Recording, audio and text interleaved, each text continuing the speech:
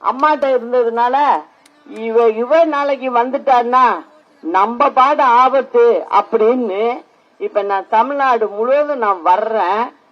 48 மணி நேரத்துக்கு முன்னாடி லெட்டர் கொடுக்கணும் போலீஸ்க்கு. கொடுத்து அங்க நம்ம பர்மிஷன் வாங்கணும்.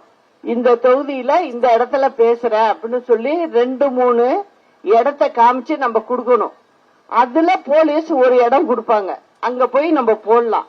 ஆனா என் விஷயத்துல என்ன நடக்குதுன்னா, அவங்க கொடுத்துடுறாங்கல்ல ஒரு இடம், திருப்பி நான் போறதுக்குள்ள அந்த கட்சிக்காரவங்க பாடுற பாடு நம்ம ஆளுங்க, இங்க படாத வேற இடம், அங்க போ அப்படின்னு சொல்லி 4 இடம் 5 இடத்த சொல்லி, நான் சாயந்தரம் 6 மணிக்கு போறேன்னா 4 மணி வரைக்கும் அவங்களுக்கு எந்த இடத்துல போடுறோம்னா கட்சிக்காரங்களுக்கு தெரியல, கொடுத்த இடத்த கொடுக்கறது இல்ல.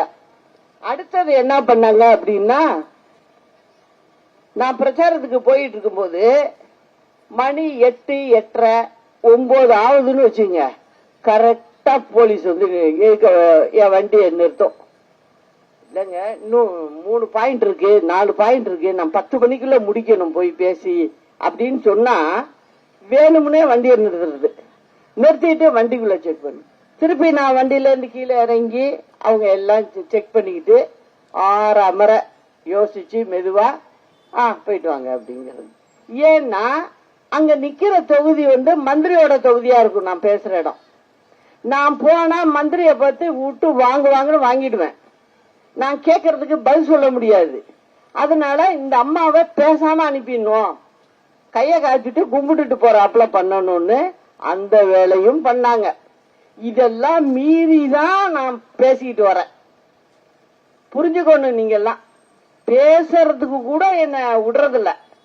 பேசுனா நான் ஜனங்கள்ட்ட எல்லாத்தையும் சொல்லிடுறேன், புரிய வச்சிடுறேன்.